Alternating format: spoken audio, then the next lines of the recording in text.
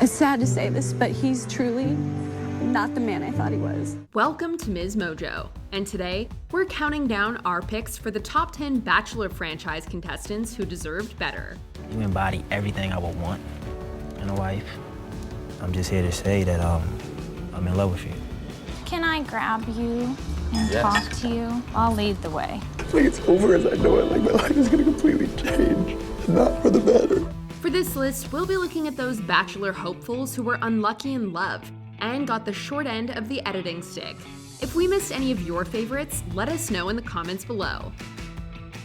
Number 10, Caila Quinn, The Bachelor Season 20. With her bubbly personality, Caila Quinn quickly became a frontrunner on Ben Higgins' season of The Bachelor. Coming off of last week in my hometown, I know I want to tell him I'm in love with him, but I can't get out of my head. Her and Ben's relationship progressed quickly, but she struggled with her feelings for him. When she finally mustered up the courage to say the L word, Ben told her that his relationships with the other women were stronger and sent her home. And it was really hard to feel like I really was in love with somebody. To feel it and to say it, and then for him to say that he never loved me back. It was really hard. If that crushing rejection wasn't enough, Caila's time on Bachelor in Paradise was spent getting swept up in the drama of Ashley I and Jared's tumultuous relationship. Caila ruined everything, and she's a backstabbing whore of a friend. At least she had a good chance at being the Bachelorette, right? Wrong. Caila lost that opportunity to JoJo, effectively ending her run on the franchise.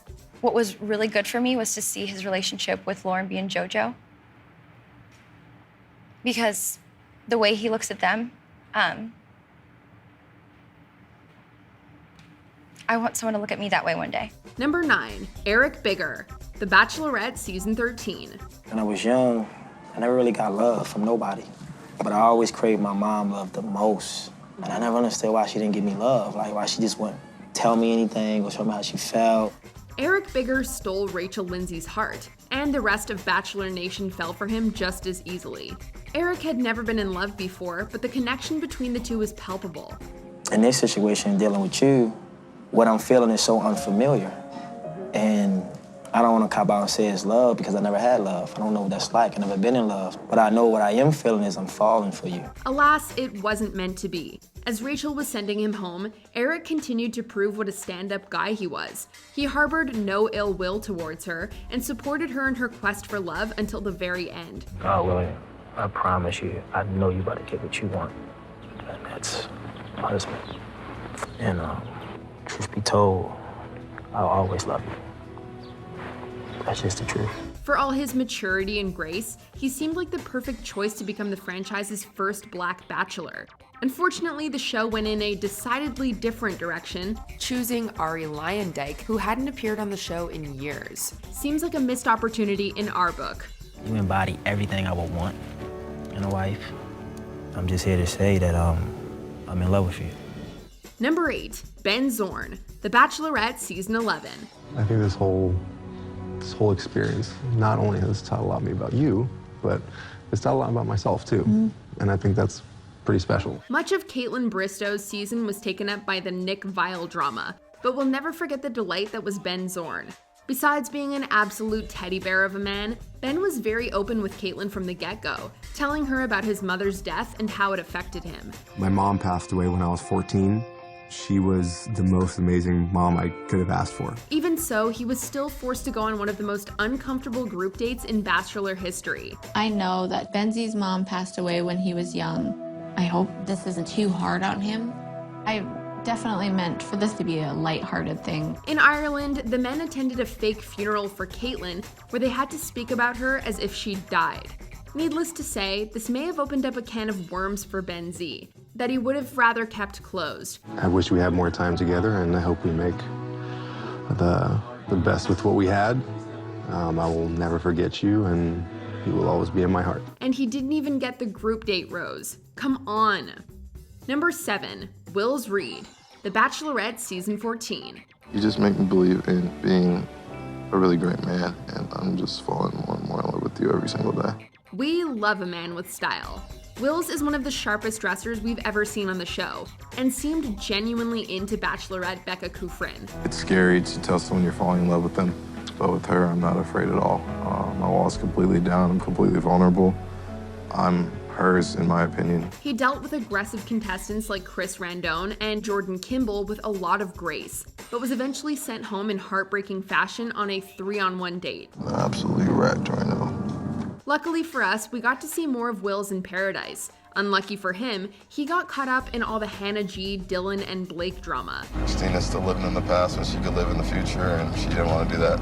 That's one tropical storm we wish he could have avoided. Number 6, Blake Horstmann, The Bachelorette Season 14. Just can't believe it. How could I be so wrong? After Becca Kufrin left Blake brokenhearted, he was America's sweetheart. But then Paradise happened.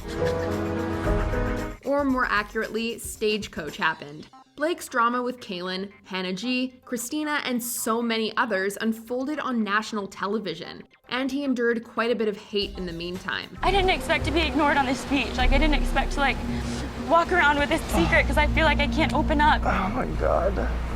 So sorry. I didn't know. In the wake of Kaylin's claim that he'd told her hooking up with her was a mistake, he released text from her in an attempt to clear up some of what had been said. I knew that people were going to be mad at me, but I felt like I had to defend myself. While Blake probably crossed a line by releasing someone's private text messages, he did prove that there was more to the story than we originally thought. I had no idea she was saying those things, and those, were kind of missing the point, the allegations she made. Number 5, Olivia Caridi, The Bachelor Season 20. I'm genuinely disappointed. I just really wanted a one-on-one to keep my head up. Was Olivia Caridi, villain from Ben Higgins' season, a tad much sometimes? Sure, but she was also on a dating show where several women were trying to date one man. Who wouldn't be a little over the top? Our conversation was so awkward. I'm really worried. I really screwed that up. I'm freaking out right now. In hindsight, most of Olivia's villainous moves were obviously the product of editing. Waist down, I hate my legs.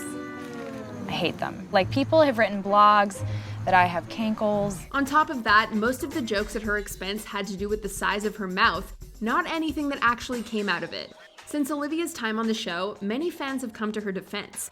Ben Higgins even apologized to her. So Olivia, I'm sorry. I take responsibility for this, but I also just want to tell everybody how awesome you are. Luckily, Olivia seems to be doing just fine, even using her mouth's reputation to her advantage in starting her podcast, Mouthing Off with Olivia. Number 4, Clare Crawley, The Bachelor Season 18. It's sad to say this, but he's truly not the man I thought he was. Where do you begin with Bachelor MVP Clare Crawley? You could start with how Juan Pablo slut-shamed her on his season of The Bachelor. To me, it's hard, this whole situation, because I don't want her to see what happened. If she sees it, I don't think it'll be that nice. With you and I? Or when she epically told him off when he sent her home. Or you could even start with that time an unfortunate case of editing made it seem like she was ranting about her love life to a raccoon on Bachelor in Paradise. And if this is gonna be drama and if she's gonna feel bad, take the date card. It's not worth it to me. No matter where you start, Clare has been through it. Things seemed to be looking up when she was announced as the Bachelorette, but the production ended up hitting more than a few snags due to the COVID-19 pandemic. You want us to clarify? I'm not done yet. You are done. Get out of here. Our fingers are crossed that she finds her happily ever after. Congratulations, you've just blown up the Bachelorette. Number 3, Kenny King, The Bachelorette Season 13. It's hard to not look at Rachel and see potential. She's intelligent, she's gorgeous, she's got it all. Kenny Lane, known as Kenny King in the ring, could light up the world with that smile of his, and he charmed Rachel on her season just as he charmed the rest of Bachelor Nation. I feel good. I don't have to look over my shoulder if anybody's gonna come and say, hey, Kenny, sorry about that, da-da-da. I feel like finally I have you all to myself. We can get past the surface. But unfortunately, he couldn't have foreseen the astounding amount of racism he would have to deal with, namely in the form of another contestant, Lee. I gotta do what I gotta do. And sometimes it's gonna make me look like the bad guy, but I get tickled when I smile and an angry man gets angrier. Lee represents one of the worst missteps the Bachelor franchise has ever taken. Besides being a proven racist, Lee made up lies about Kenny to Rachel, trying to frame him as a violent black man. There's a side of him that came out that night that was very aggressive towards me.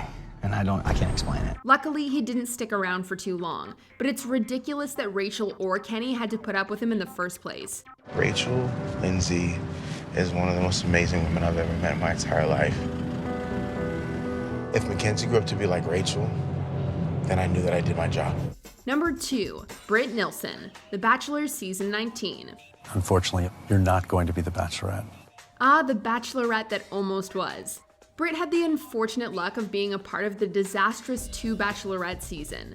I liked him a lot. He came here wishing it was Caitlyn, which is his prerogative. Of course he's allowed to think that, and of course he's allowed to say that, but doesn't feel great. The show put her up against fan favorite Caitlyn Bristow, and on the first night, the men were asked to decide which woman they'd like to stay and become the Bachelorette. This was a sexist move, taking away the power from both Britt and Caitlyn and giving it to the men instead.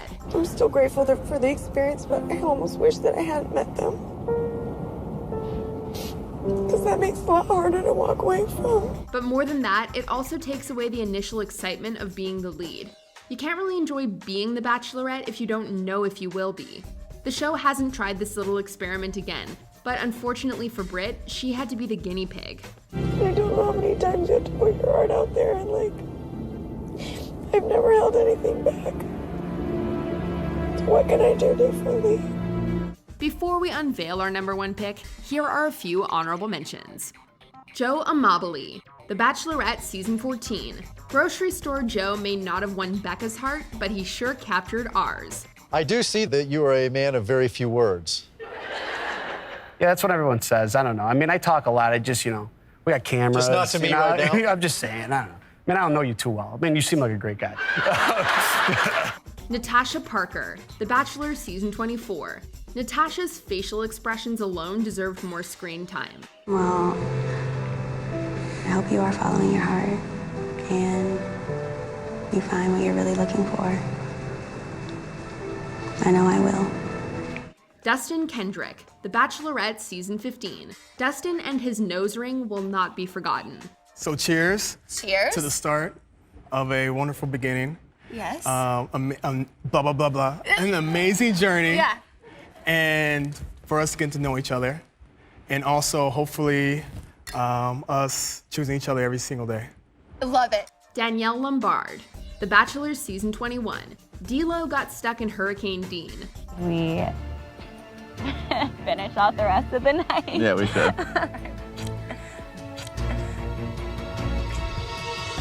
Christina is just so much more perceptive and smart, but D-Lo is just so hot.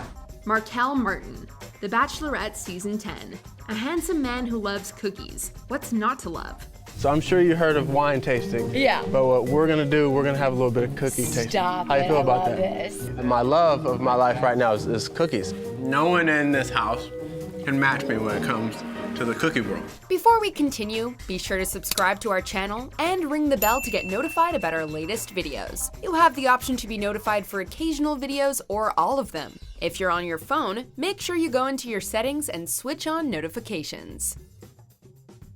Number 1, Jubilee Sharpe, The Bachelor Season 20.